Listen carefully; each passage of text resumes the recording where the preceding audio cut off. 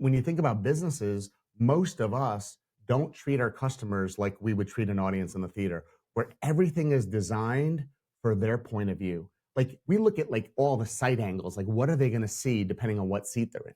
How are they going to feel? What are they going to do? Like everything is intentionally designed for them, for their reaction, and to get the desired result out of them that we want them to have. And in business, it's really not that way with most companies.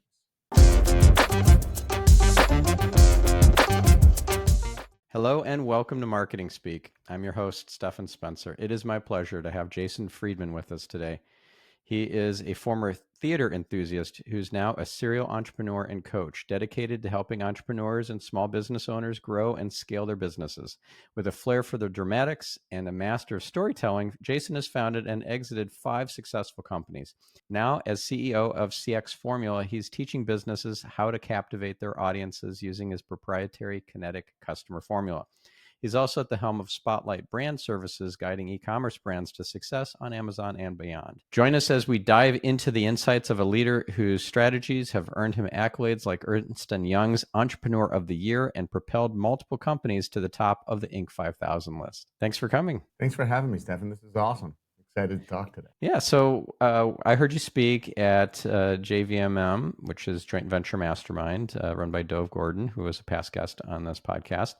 And I was just really impressed with what you had to share and all the cool tech and little, flair that you like, the little nuances of how you did all that was really impressive as well. So it is, not just the content, it's the sizzle too that attracted me to inviting you on the show. So thanks for sharing your wisdom. I appreciate that. And big shout out to Dove. Amazing guy, amazing group, JVMM. And that's why I get to meet great people like yourself, right? So, and I think that's what all this is about. It's about relationships. It's about connecting with people. People do business with people they enjoy working with, and they buy from people that they like working with and that they trust and that they feel that connection to. And so I think that's important in all of our businesses, right? Yeah. That's how it begins. So I appreciate the kind words. It was a joy to share some of what we work on, and I'm excited to kind of cut through some of that today. Yeah. Well, I asked a question at the end, if you recall, about the setup and all the cool tech, and you shared some of the tech, like software and hardware that you were using to make such a slick presentation. Do you want to just share that again, like the software and hardware? Yeah, I'm woefully underprepared because I'm not using it today, right? So I'm a little lower tech today, but I use a tool called vMix with a lot of my presentations online, and it's a software that's pretty amazing. But what it does is it gives me an opportunity to, I can bring up slides next to myself. I can move things around. I can share things more easily, and it just allows me to make the journey that my participants in my presentation are going on a little bit more fluid, a little bit easier for them to follow what's going on. And so as I think about the journey, like that I want to share with someone, like what do I want them to know? What do I want them to do? And how do I want them to feel? I try and remove as much friction from that process. And these technological tools, like we're mentioning, like vMix, for example, allows that to help me make the journey better. And so everything I do is focused on that. So I don't use tech just for the sizzle, right? It may add a little sizzle and a little flair, but it's really about making it more engaging so that like things flow and it feels good. Another cool thing that I use is called a Stream Deck. I don't know if you, if everyone listening is familiar with it. It's been a life-changing gadget for me because it gives you like these like one-touch buttons that allow you to control things. So if I'm here by myself in the studio, which I am today, I have buttons and I can raise my volume, I can lower my volume, I can change the camera, I can change slides, I can move what's on the windows when I'm using vMix and stuff. So it gives me like one-touch control. So as a presenter, I can be totally present with the audience that I'm speaking with and still provide that experience. So like in my business and what I do, I try and find how can I make that experience as seamless, as fluid, as non-distracted as I possibly can for people so that they can stay more engaged, so that they can pay attention, and so that they hopefully learn something. So yeah, so those are my top two from that. I don't know if I shared anything else on that, but I've got a bunch of like little gadgets and toys and tools in here, and I can go down a rabbit hole talking about gadgets all day long. But Well, what are a few more? I'm really curious because you only shared those two, which were great on the JVMM all call. right, we're going to go deep on gadgets. That's cool. So what I'm looking at right now, the way I'm looking at you and seeing you is through an Elgato teleprompter.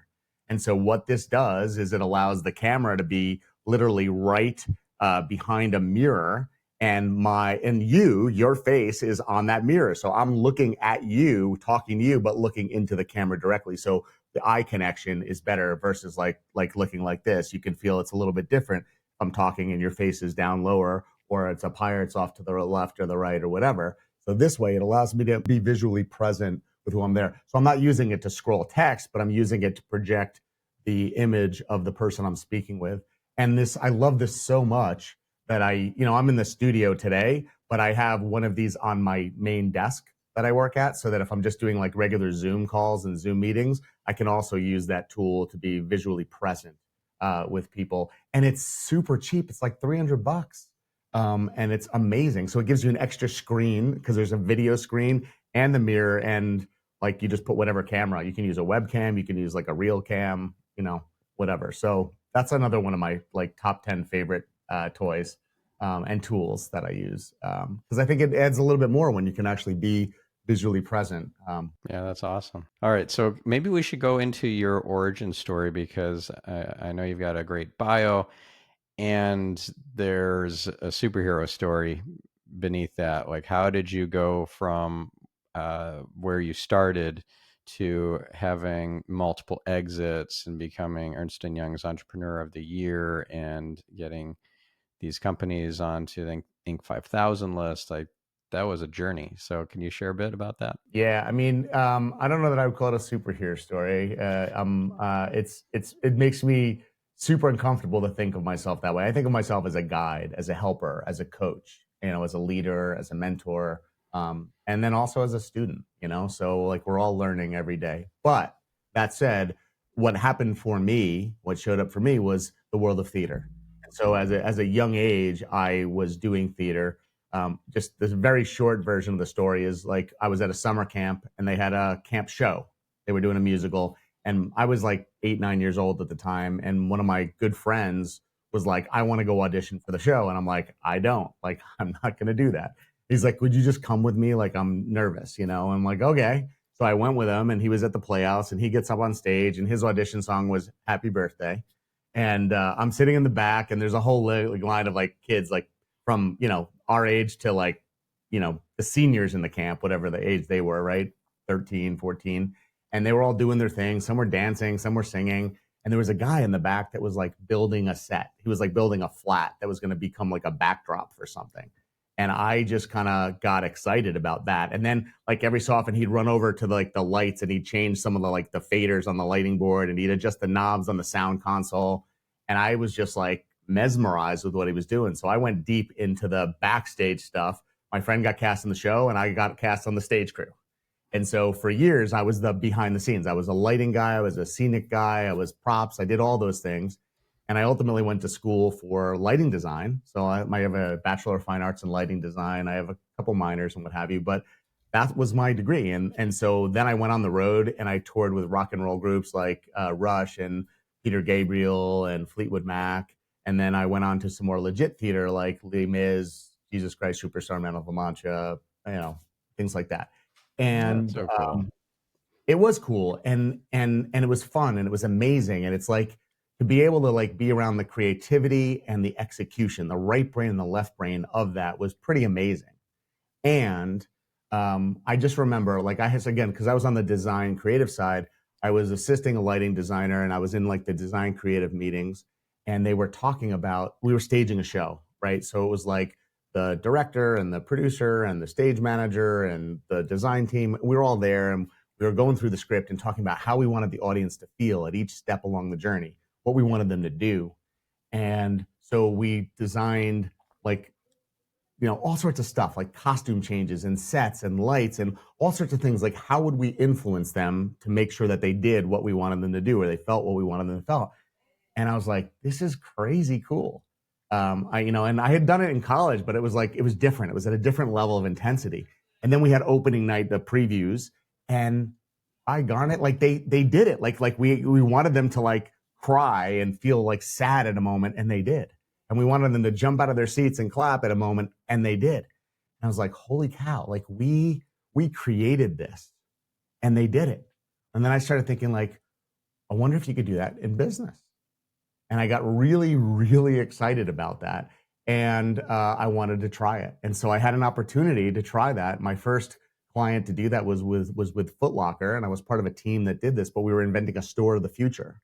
And it was around 1998, 1999. The internet and shopping online was just becoming a thing. You can even believe that it wasn't always a thing, right? And they were worried that they were going to lose all their sales to these new online things. And so they wanted the store to have this vibe that was potent, that was impactful, that helped people stay in the store, buy more, come back to the store. Don't even bother online because this is too great. And so we did the same thing. We said, like, what is that audience? What do they need to do? What has to be true so that that's what happens? And so we reverse engineered an entire experience, and we tested it in a pilot location in Massachusetts, just outside of Boston, Watertown, Massachusetts. And we had amazing results. We had a 400% increase in store sales, and was like, holy cow. And so they were like, well, that was a fluke. Like, let's try it again. So we did it again in Illinois, and it was just outside of Chicago in Oak Brook. And we had the same basic results, 400% increase in sales. And then they were like, all right, we need to try this one more time. So we did it right outside of New York City. And so these are all A markets, but just outside the main city.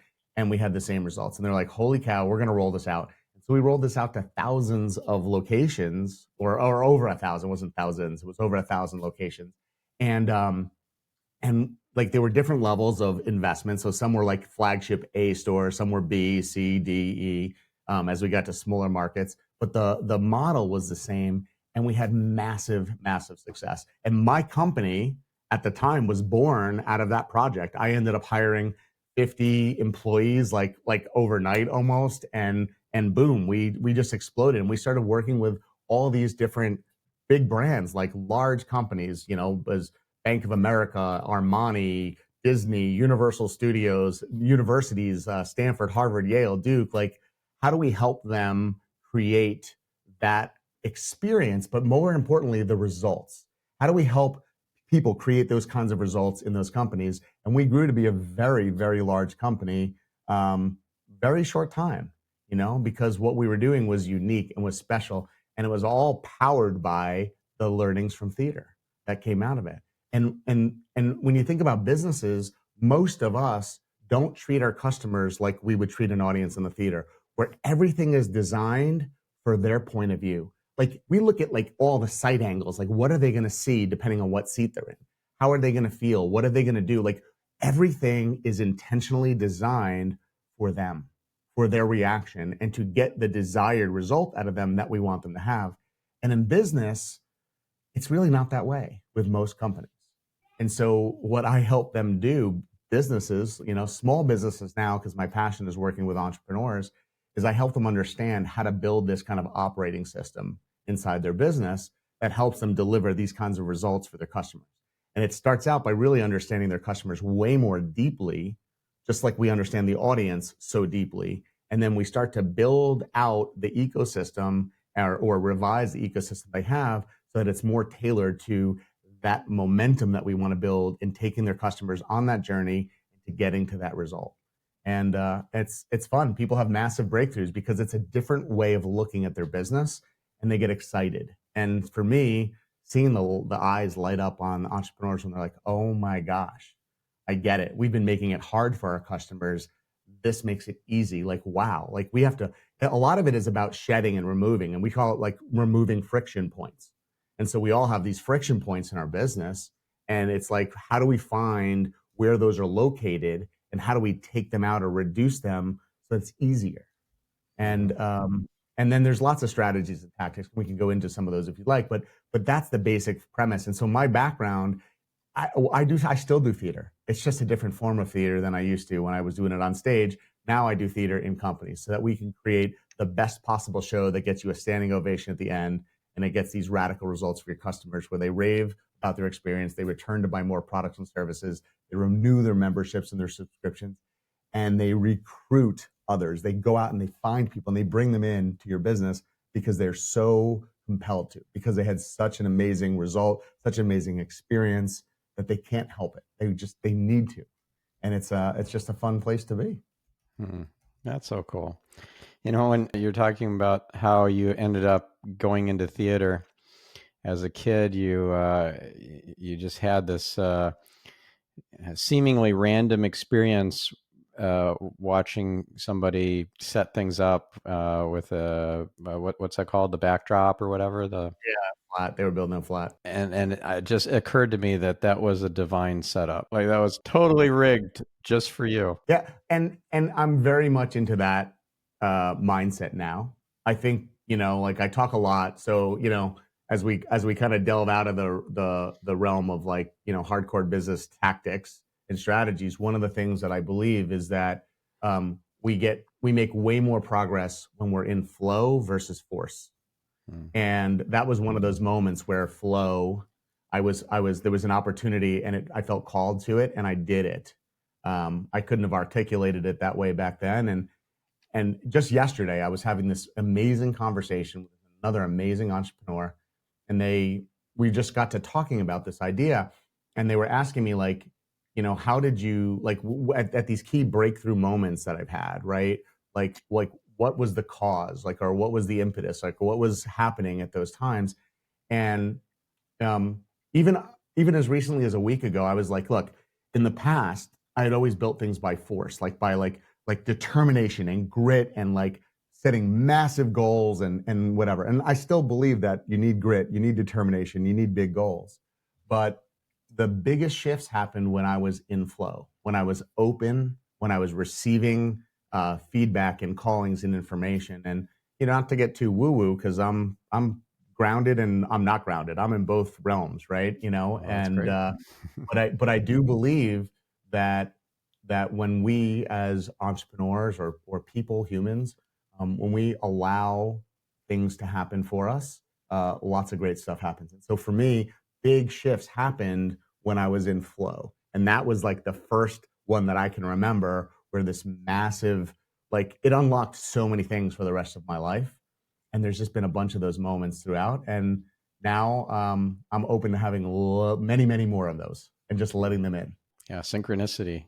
That term was coined over 100 years ago by Carl Jung, and he had a synchronicity moment that just was so beyond normal odds that he decided to start researching it, and then he did a lot more research on more of these kinds of events, and then he came up with a term for it, and then he put out a book with that name, Synchronicity, and the rest is history. Yeah, I love it, and I believe in it. It is one of my favorite words. Like, I have a list of a bunch of words that I love that kind of create momentum and unlock things for me. So yeah, I 100% love that. Cool. Well, How about you, man? Like, have you had one of those moments? I get them all the time.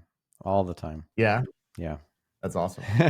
We can talk more about that, but let's keep going with how our listener can benefit from this amazing storied experience of theater and everything that you have now imbued into business. And by the way, when you were talking about theater, it reminded me of another guest I had on the show a while back.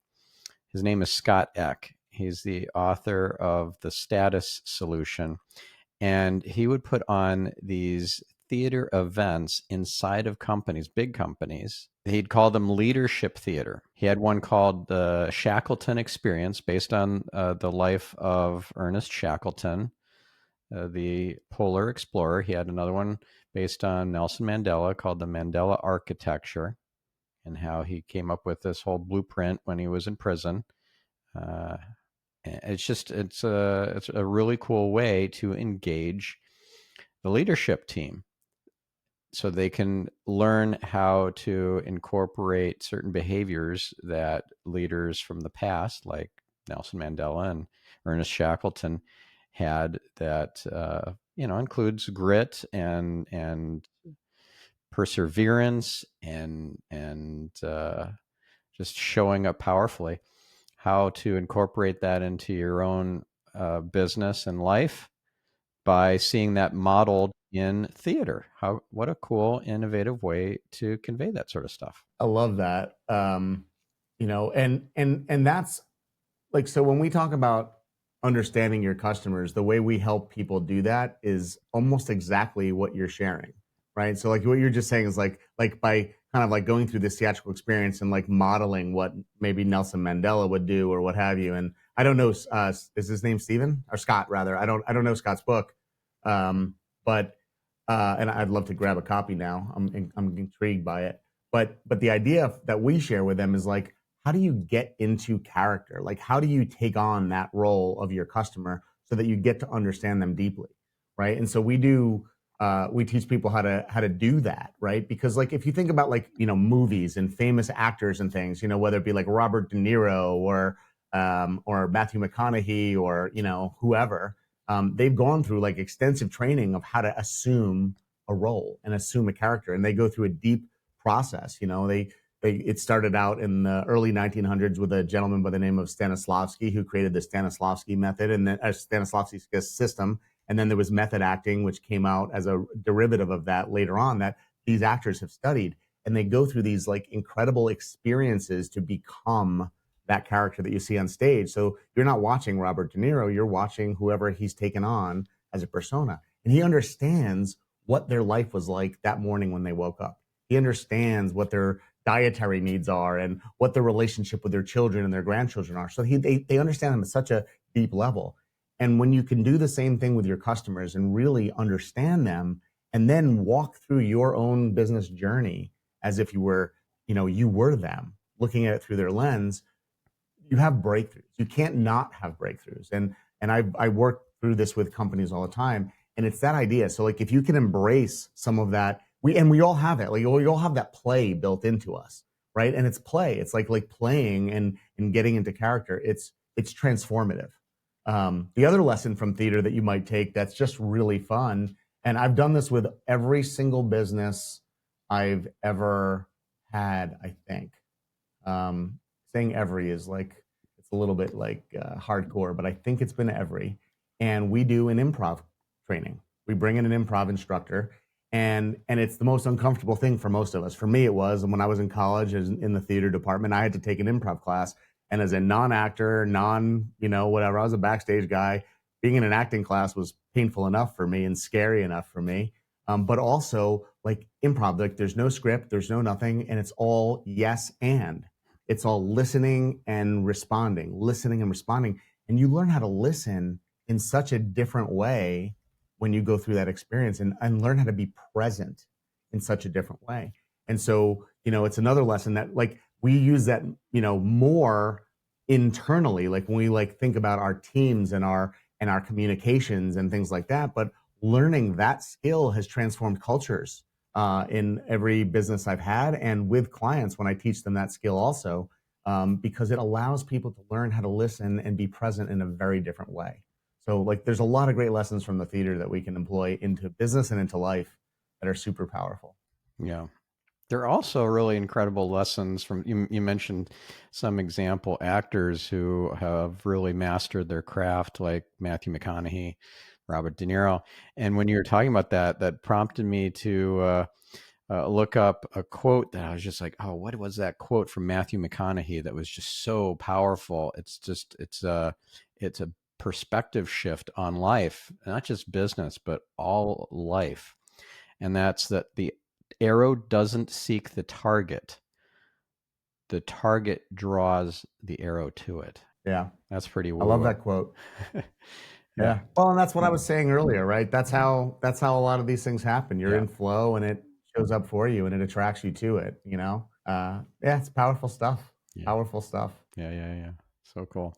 All right. So if we're to like set up a system that removes friction points, creates a memorable, remarkable experience for the customer, and allows us to see how they engage with it, take that feedback, and then iterate and improve. What would that system look like? How do we build it? How do we go about kind of seeing the world through your eyes and then putting that into practice? Yeah. Thank you. That's a very big and awesome question. So let's start. How do you eat an elephant? One bite at a time, right? So let's just break that question down because it's a big question. I believe that all progress starts by telling the truth, and so I That's think a you have great to Dan Sullivan really. quote. That is a Dan Sullivan quote. Dan was my Yeah. coach for over 14 years, right? Oh wow, cool! I just recently interviewed him. I'm excited for that to air. I'll include it in the show notes once it airs. 100%. I Uh, want to and yeah, send me a link like when it's out. Like I yeah, totally I adore the man. He has changed my life. He's influenced me in so many ways. He's been a mentor. He's been a friend. He's been a coach. Adore him. Um, and and he's right in my opinion. Like all progress starts by telling the truth, right? So like yeah. I think we have to really be open and look at the business that we're doing today, the experience that our customers having, and really remove the defensiveness. And it's hard to do. It's hard to do. And when people come through our programs, like we do these intensive workshops, we have an online, experience as well. But when people go through it, a lot of people have a they get sad. They feel badly because they care about their customers so deeply. Most of the people that are attracted to our business, they love their customers. And then when they see what they're creating friction and they're creating hard moments for them, they feel it and they feel badly. So it's like you have to look at that experience. So I think again, just you have to start with that framework of being very brutally honest, right? And Jim Collins says it in Good to Great. You have to confront the brutal facts, right? It's that sentiment. You really do. You have to be open to that. But I believe that it starts at the end. And so what I ask people to do is I want you to understand your avatar, but I want you to think about it. If they went through this amazing journey with you, if everything that they wanted to have become true became true, they got the results that they wanted, what would they say to somebody? They're sitting on the airline in the seat in the plane, and someone asks them about it. Or they go home and they talking to their spouse. Like, what would you want them to tell them about the experience? And most people think, oh yeah, like I want to, like, oh, I lost 20 pounds. I went through Stephan's program and he teaches people how to lose weight. I lost 20 pounds. And that's awesome. Congratulations. High five, right? But that's not what we want people to do. I want people to share their journey. And so, like, I want people, we call this writing the ideal customer script, because when words are critical, there's a script behind it, right? And so we want you to write that script for each of your avatars, for each of the prototypical customers that you have in your business. And I want you to write about their journey. Like, where did they begin? And their journey began before they knew you. Their journey began when they found a problem or they had an opportunity. They wanted to figure out how to do something or whatever that was. They had that scenario. And so I want you to be like, I had been severely overweight for a long time and I tried everything. I tried this program. I did Weight Watchers. I did this. I did that. I went to this coach. I had a surgery. I'd done everything and it just doesn't work for me. And then I found Stephan, and the way he talked about it was empowering in a way that I had never felt before. It felt different. I felt a shift. So I decided that I was going to invest in his program. And from the moment I signed up, it was different. Like, I got my first win within 12 hours of signing up. Like, he helped me get progress immediately. And that started this unbelievable chain of events that happened. Like, every day I woke up more committed, more committed, more committed. And by the time I finished, I lost the 20 pounds, but that wasn't the most impactful thing. I thought that was going to be. But what was the most impactful thing was that I started to feel good in my own skin. Instead of sitting on the couch on Saturday night, I would go into my closet, which I was afraid of going in before because nothing fit me. And now I had options. I was calling my friends to go out instead of saying to them, no, I can't go out, I'm busy, as I would shove all the ice cream into my mouth. He single-handedly changed my life. If you've been struggling with this, you have to go to Stephan. It's unbelievable. That's what we want them to say. That's the ideal customer script. And what that does is it starts to give us a roadmap. It's the script that then, as I was saying, like all the creative people were sitting there figuring out what do we want the audience to do. We started to take that script and make it come alive. And so now we have the opportunity, once we have all these scripts for these avatars, we can create the journey that actually fulfills on that script so that they will authentically deliver it. Does that make sense? Where we're going to reverse engineer everything. But it starts with really getting clear on who that person is and what that result wants to be. And from there, sky's the limit. So you asked earlier about how I experience synchronicity, and I told you it happens all the time. And the definition of it is when your inner world synchronizes with the outer world. Like you think about somebody you haven't spoken to in 10 years, and as you're thinking about them, the phone rings and it's them. Okay, that's an example. I was having that just a minute or two ago. I was thinking, maybe I should bring up Joel Weldon, who was a recent guest, and how he sat in seat 1A 20 some years ago. And it was 1982 or 84 or something like that. And he went through the entire story of how life-changing that was, how much weight he lost, how much health and vitality he gained because the guy next to him knocked the bread roll off of his tray and said, "You're gonna eat that crap?" And he went through every single thing and this was first class, so it was a really nice meal with the dessert and everything. And Joel ended up eating nothing of that meal, even though he was addicted to drinking sodas and eating junk food and all that. That was the last time he had anything but water for the rest of his life. And he's continuing to, just show up with so much vitality and energy. And he's in his 80s now.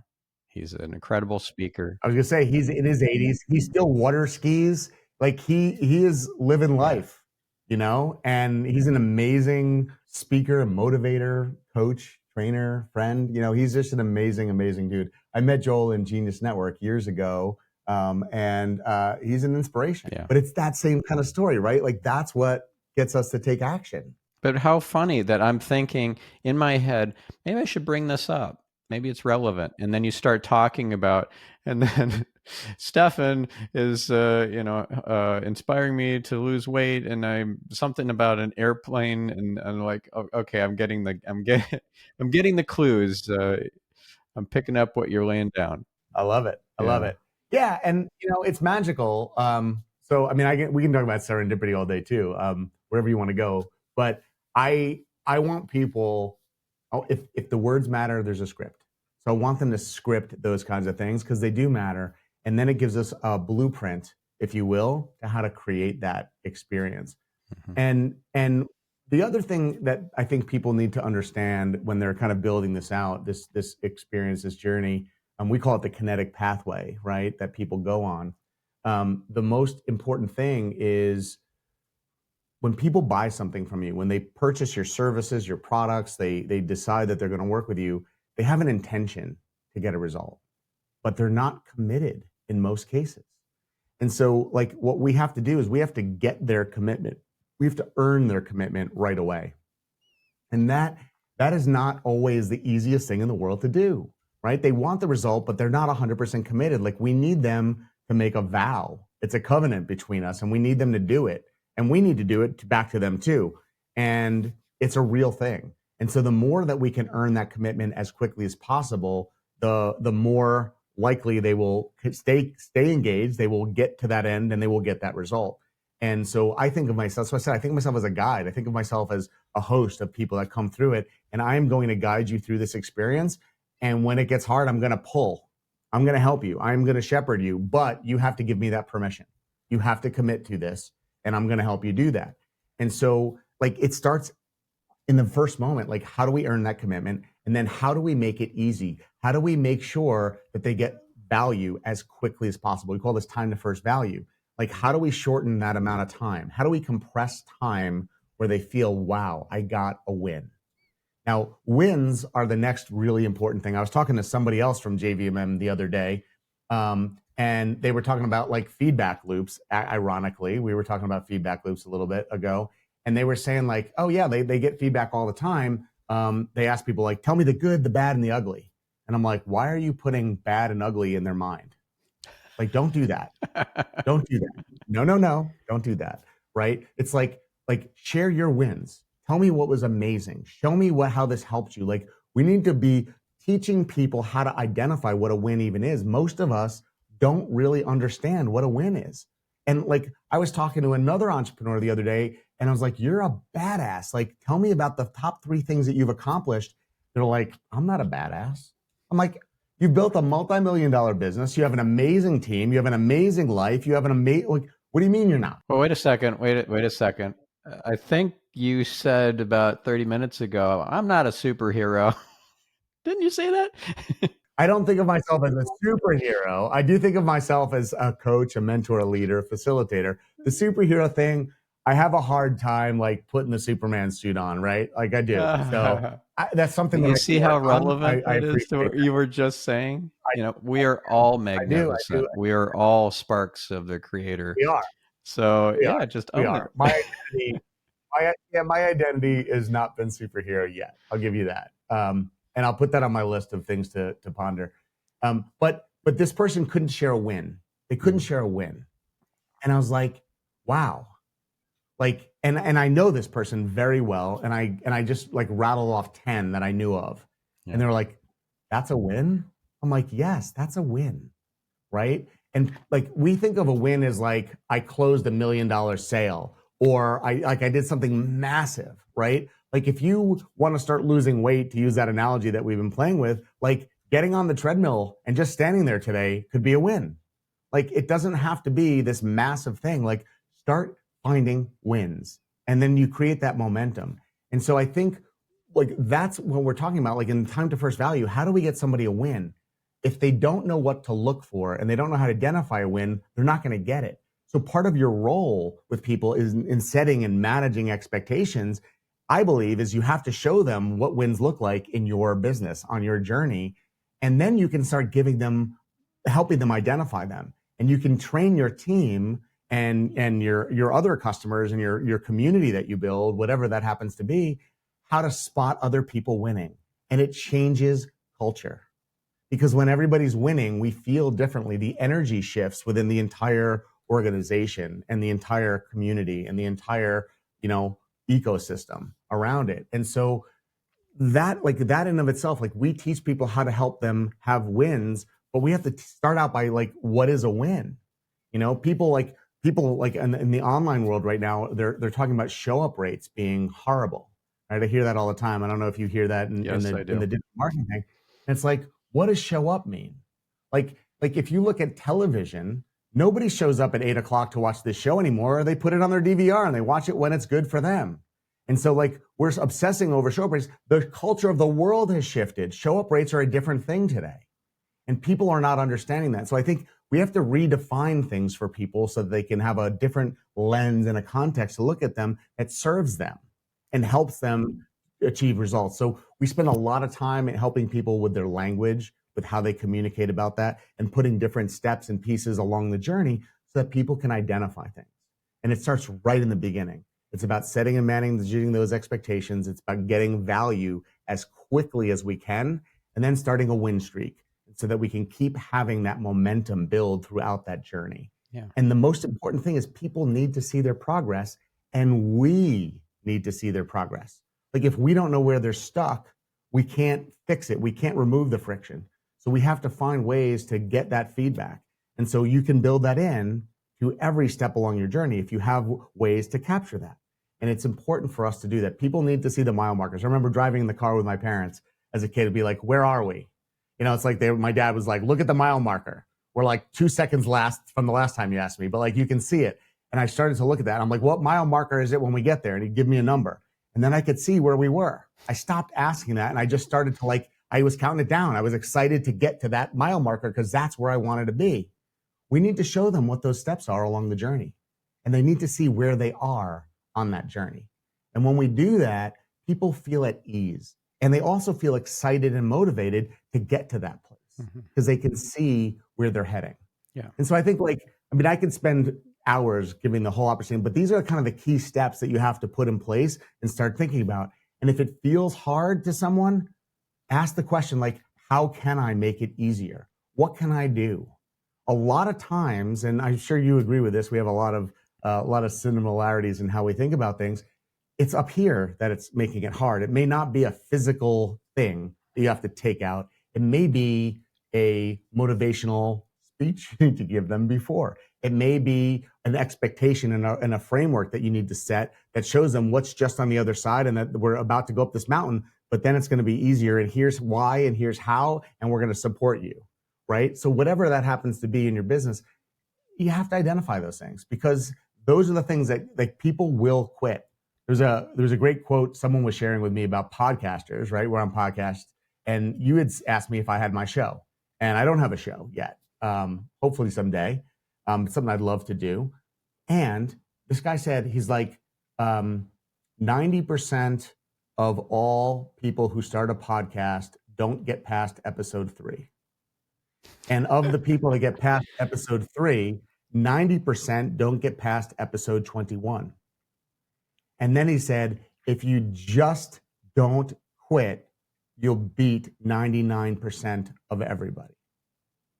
And that's true in most things, right? And in business, that's true. It's why we see so many businesses failing and so few small businesses succeeding. It's why we see it in podcasts. It's why we see it in our own business as clients are going through our journey. Right. What is it? What's the stat? Only 5% of businesses survive 10 years? Yep. And it's breakthroughs are just on that other side most of the time. Yeah. And so with our customers, we don't want that. We don't want them quitting.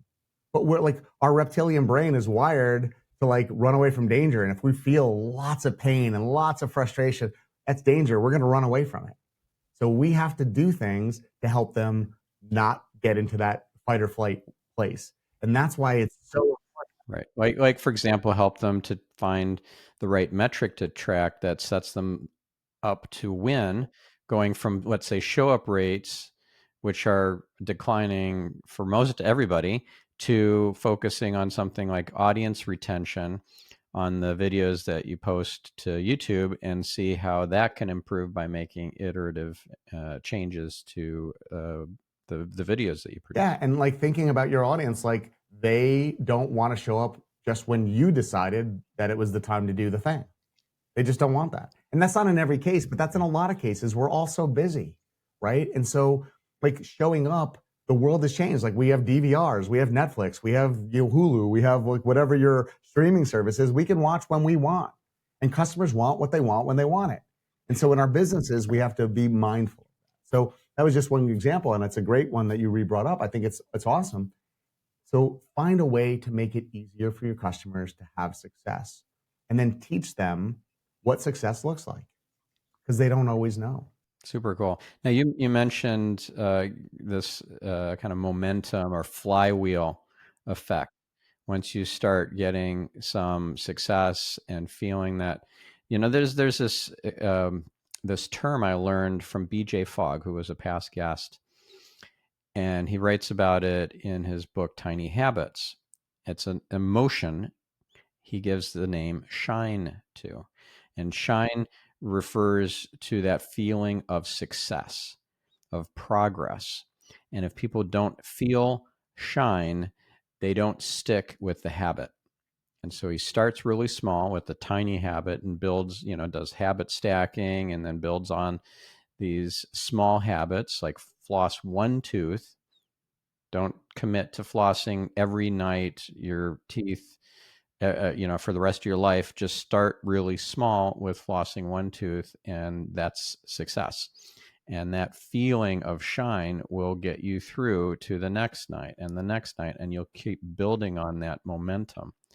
So I'm curious to hear how you came up with this flywheel concept and what's sort of how that shows up for you and your business. Yeah, I mean, listen, like, so BJ is a huge inspiration to me as well. Like, I love Tiny Habits. I love Atomic Habits from James as well. Like, James Clear. yeah, Yep. and it's we use the same model. Like, all what we're all trying to do is influence behaviors, right? And that's what we're really trying to do. So in our formula, right, the Kinetic customer formula, we focus on attitudes, behaviors, friction, momentum, and results. Those are all the variables, right? And so what we're doing all the time is we're really reverse engineering it. We know what the results want to be. We know what the behaviors to get those results have to be. And then from there, it's like we have to make sure that their attitudes are allowing those behaviors to happen, right? And if those attitudes are allowing those behaviors to happen, are they strong enough to get past the friction? And that's where we try and remove the friction and induce momentum, boost momentum, and use ways, tricks and triggers and techniques and tactics and strategies that will help them get through that, right? And so our whole business, like, that's our entire business. That's our whole model. That's the formula. That's how we teach people to do it. And it's all about, that behavior. And we're quite successful with all of our clients because once you learn this, once you see it, you can't unsee it. You just can't. It changes you. It changes your perspective. It shifts your perspective in such a powerful way that the framework that we show and we give people to use, they start adopting it to do everything in their business. Like, they use it as a way to understand every scenario because it's just it creates a very clear visual. I flew out to London. It was right before the 4th of July. I was going to be an American in London on the 4th of July. I was like, oh, this is dangerous. So I was there and I did a workshop for this company. And yesterday, they had this transformational experience. They're like, oh my gosh, we understand our customers. We're changing all these things. And yesterday, I had a follow-up coaching call with them to see where they were going and how they were doing. And, the beginning, I was like, all right, let's share the wins. And they started going through that. And they were blown away at how much they had accomplished and how excited they were, which was great. It's a great way to start a call, like, with anybody, I think. Your kids too, I don't say to my kids, like, how was your day? I'm like, what 3 amazing things happened at school today? And I get a response. If I say, how was your day? It's like, good, And so, like, but just shifting that, it's a whole different thing. And so then I said to them, that's a great tip, by the way. Anyone with kids needs to apply that. It's a game changer for conversation with your teenagers if you have teenagers, because it is very hard to get more than a grunt sometimes. And so yeah. So what's the question again? It's like, what 3 amazing things happened at school today? And they'll be like, cool. Well, and it could be as simple as I had fun at lunch. Okay, that's great. As long as you acknowledge that it was amazing, that's cool. I just want them to catch them. I want them to start identifying wins in the things they do. So I ask those kinds of questions, like, what are some cool things that happened when you hung out with Steve today, or whatever that is. Like, I frame it a little bit differently. And it was that I was like, I honestly hadn't connected that at one point to, like, the things I do in business. It was literally because I kept getting, it's fine, good, I don't know, Dad, like, I'm watching my video. It's like, all right, like, no. So anyway, but the company that I met with on that call yesterday, they were like, first of all, like, our team has gelled so much. Like, the CEO, entrepreneur is like, man, he's like, this was like outrageous. He's like, they're a remote team. They're like, they've never been so connected and so, like, on fire together. He's like, and they have started using this framework in other areas of the business. He's like, it's like empowered them and motivated them so much because they get so much clarity so quickly. So I think that's the thing. Like, when you can look at those, and they're looking at it inside the company, they're looking at it outside the company. I had another company that's a global business, and he's the CEO of that company. He's like, dude, he's like, this has been a great framework. He's like, it's like we're using it everywhere. And so I think the power of this is it's a framework that helps you focus, but it directs the focus at the person, the company. So whether it's the customer or the employee, it directs it in a way that you can look at it through their lens. And yeah, it's just powerful. So, the tiny habits. What I said earlier, like a win is standing on the treadmill. A win is, doing one little thing. Like it's tiny habits, it's tiny wins. And I would say that like he has the doing part, like the stand on the treadmill or, do one whatever. That's amazing. But now, you have to know it's a win. I won. It's one thing that I did and I made it and it's amazing. And then now, do that every day and keep doing it. I have a good friend that we're working on a new project together, and she has this amazing journaling thing that she does with women. And it's every day they have to write in their journal, and she just gives them some prompts. So they get a prompt every day, and they have to share wins from it in a group, and they have tens of thousands of wins, of the littlest wins in that, because they're prompting people to think about that way, and they're reprogramming their brains to see things differently. And it's super powerful, and it's unlocking other areas of their lives that were blocked in certain ways. And to watch that happening, it's beautiful. It's breathtaking to see all these people being so intentional about winning. And I don't mean that in a competitive way. It's just having positive results, right? It's not that they're beating somebody else; they're just winning. And it's amazing to watch and experience. Yeah, that's awesome. All right, so I know we're out of time. So if you wanted to share one last wisdom nugget, something that we haven't talked about yet, what would it be? Well, can I give your people a PDF gift? Yeah, absolutely. So I have a PDF. If you go to gift.cxformula.com, you can download it. I won't be spamming you and making you crazy with tons of emails. I wish I sent more emails, maybe someday. But what this is it asks you a powerful question. And it's a question that it has transformed 3 of my companies. It has transformed many relationships. And it's powerful. And it basically, I call it the unreasonable approach. And what I want you to do is download this thing. Just read through it. It's going to take you less than 10 minutes to do the whole thing. And it will give you a different question. Like, so Dan Sullivan always said, like, you can ask somebody a question and they can ignore it or they can respond to it, but they can't ignore it, right? It's in their head, right? It's like an earworm of sorts, right? That's just kind of with you. And so this is one of those questions that's been that for me and for, thousands of people I know that I've shared it with. And so go grab that. It's at gift.cxformula.com. Read it. And what I would ask as a favor, if you download it, when you download it, just actually read it. Don't just let it sit on your hard drive and be one of those things that you're like, okay, check, I did what he said.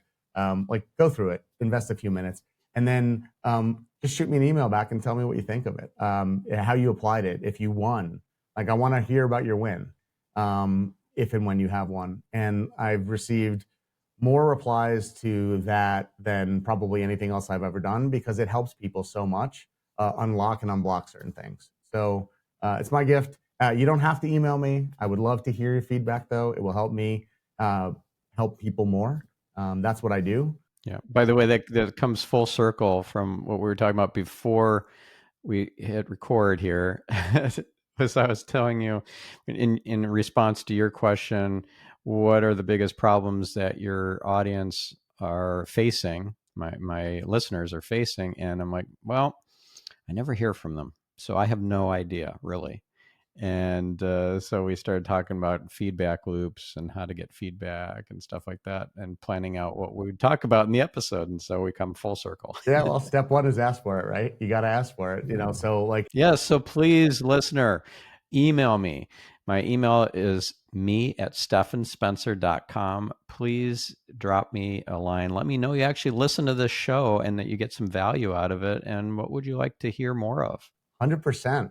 And do that, folks. Like, he's doing a lot of great work. I got to say, like, for 8 years. well, and the names that you're sharing of who's been on your show, it's amazing. I can't wait to go listen to some of your other podcasts. Like, I'm excited because these are people that are mentors of mine, friends of mine in some cases, coaches, former coaches of mine, or, Dan. I want to hear those episodes because I'm sure there's gold. So yeah, shoot him an email. Do it. Do it now. Do it now. Oh, thank you. All right. Well, we're out of time. So if our listener, besides going to get that PDF at gift.cxformula.com, what if they wanted to work with you, hire you and your team to assist with their own marketing and operations? How do they get in touch? Yeah, go to our website, www.cxformula.com. You can find out a little bit more about us. If you want to engage, there's phone numbers, there's a contact form, there's all the things there. And we'd love to hear with you, from you, talk with you, have a conversation. And again, I think I've met some amazing people. If we can help you in some way, even through a conversation, that's great. If there's an opportunity to work together, that's great. We have online courses and trainings and things there. So come check it out and let us know what you think about the site too. Always happy to get feedback. Awesome. Well, thank you, Jason. And thank you, listener. Now, I do expect to see an email from you in my inbox. So, all right. Well, thank you so much, Jason. Thank you, listener. We'll catch you on the next episode. Have a fantastic week in the meantime. I'm your host, Stephan Spencer, signing off.